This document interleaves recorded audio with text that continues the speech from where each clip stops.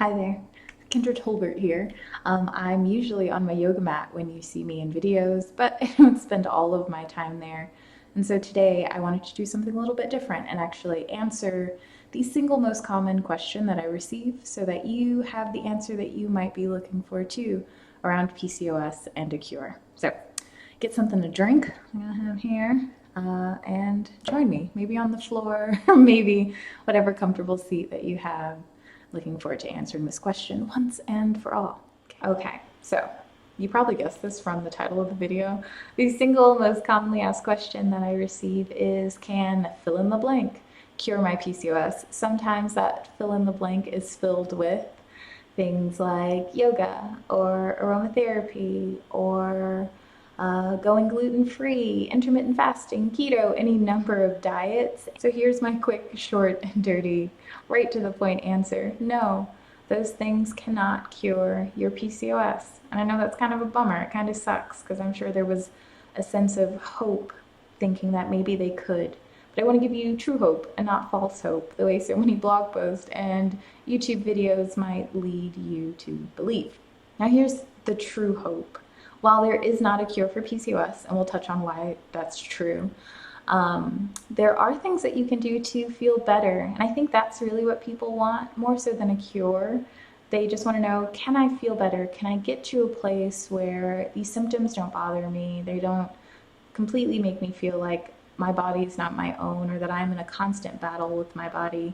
Can I get to a place where I'm ovulating, where I can feel confident that I can conceive when I decide to? I think that's really what people are asking. Maybe that's what you're really asking when you say, can fill in the blank cure my PCOS? And so I think that's what people are really asking. And so my answer to that question, can I feel better?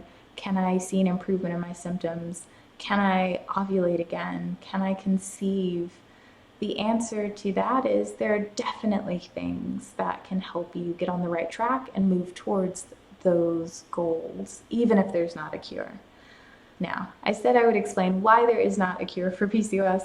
Number one reason is because PCOS is a syndrome, right? So there's not a known cause, and when there's no known cause, there can be no known cure, because you have to know what it is you're going after with a so-called cure. You have to know which route you're attacking, and if there's not one known cure or one known cause, there just can't be one known cure. Now, what we do know about PCOS is that there are a number of things at play that give rise to each person's unique experience with PCOS. There's genetics, there are things that happened in utero. So while your parent was pregnant with you, there are things that occurred in your parent's body, in your parent's environment, that played a role in why it is that you may have developed PCOS. There are things that may have happened throughout your life that you were exposed to.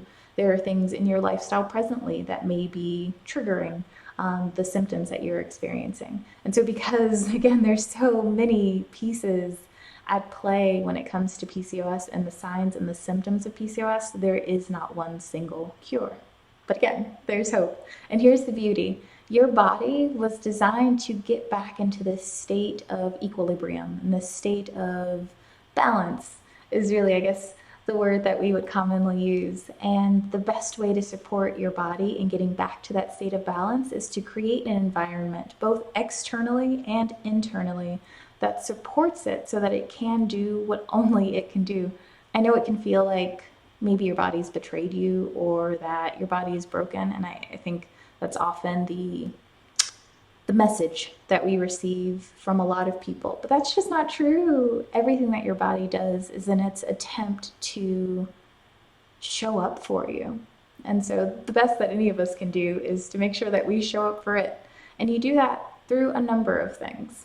Number one, nutrition. Of course, I would start here. I'm a dietitian. It's where I hang out. So nutrition definitely plays a role. Now, when I say nutrition, I'm not talking about restriction. I know that tends to be the focus. So I'm not saying intermittent fasting, keto. Oh God, what else is there? I don't know. I really don't. But whatever it is, that's not what I'm talking about. I'm not talking about going gluten-free or dairy-free, unless there's a legitimate reason for you to do so. But a legitimate reason, not just because someone on Instagram said it was the thing you needed to do. If you have celiac disease, if you have a milk protein allergy, by all means, cut those things out. Oof, you know, but that doesn't mean every person with PCOS needs to cut those things out. And it might not be true for you. When I say nutrition, what I really mean is focusing on not just the nutrients, but how the food makes you feel. Do you notice that when you eat certain things, you feel energized? Notice when you eat other things, you feel kind of sluggish? Do you notice that when you eat the things you're supposed to eat, the cravings for the things you're not supposed to eat? P.S. I don't know who came up with those supposed to and not supposed to's. Do the cravings for those things increase and you feel absolutely out of control? If so, there's something more that we need to explore there. Food doesn't just feed your cells, right? It's not just utilitarian. It's not just nutrients. It's food. It's pleasure. It's a tie to your culture. And those things support your well-being just as much as the nutrient content. So when I say nutrition, I mean eat foods that are both pleasurable and make you feel really good. And you know what those things are. Only you can know what those things are for you. Of course, people give you some guideposts. Hi, I'm a guide when it comes to nutrition, but I'm not a god when it comes to nutrition. You know you better than I could ever know you. But I'm happy to give you some tips. So make sure to ask some questions below if you have some specific questions about nutrition and PCOS. Number 2, stress management. Now this looks different for everybody, right? Like what helps you mitigate the effects of stress is different than what helps me. So you might want to explore different things: movement practices, contemplative practices, prayer, spirituality, time in nature, getting some sleep, just finding things that you enjoy, journaling, talking to a therapist. There are so many things. Petting your dog, any number of things might make you feel better. So you find what helps you manage your stress and know that you are going a long way in supporting your hormone health and your overall well-being. Number 3, I touched on this one before, movement practices. Without question, these bodies were made to move. They have joints and ligaments and muscles. They long to move. Have you ever watched a 2-year-old? We were clearly designed to move about, and whatever that might look like for you. Clearly, I'm partial to yoga, but maybe yoga's not your thing. Maybe it's running, maybe it's taking a dance class, maybe it's Tai Chi or Qigong, or I don't know, whatever gets you excited about moving your body, do more of that. That's all. Don't worry about if it's going hard. You know, that whole go hard or go home thing has no place in PCOS management and care. Number 4, now this one's probably the most important. I don't know why I didn't start here. Getting regular medical care. There seems to be this idea that if you are doing all the natural things, you can't also see a doctor. No, please see a doctor. Do both. They can enhance each other.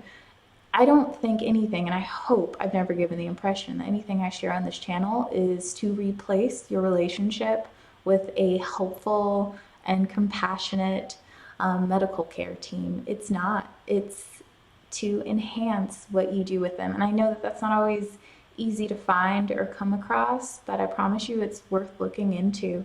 I'll make sure to include a link below where you can search for doctors who specialize in PCOS in your area.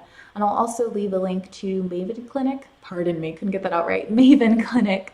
Maven Clinic is a telehealth platform where there are specialists all over the country, and you can meet with people that maybe aren't near you, but you know, thanks to technology, they can be right there in your home to answer questions that you don't have someone in your area to answer. So hopefully that's helpful too. And number 5, this is gonna sound real woo-woo, and I'm okay with that. I'm learning to be comfortable with the fact that that's a very real part of how I approach care and health. Know that you are innately good. Your body is good. It is not broken. There are things that we can do to support it. That's all. You don't need to force it. You just need to support it. And I hope to provide you with more information on how you can do that. Of course, yoga, but some other things. So next week, I hope to have a video out to you. Scratch that. I will have a video out to you answering a question that I received about PCOS and aromatherapy. So I'm really excited about that one. Let me know in the comments below what questions you'd like me to answer next after the one on aromatherapy. And don't worry, more yoga videos are coming as well. I hope that you enjoy the rest of your day, or maybe night. I don't know when you're watching this, but either way, enjoy and be well. Bye for now.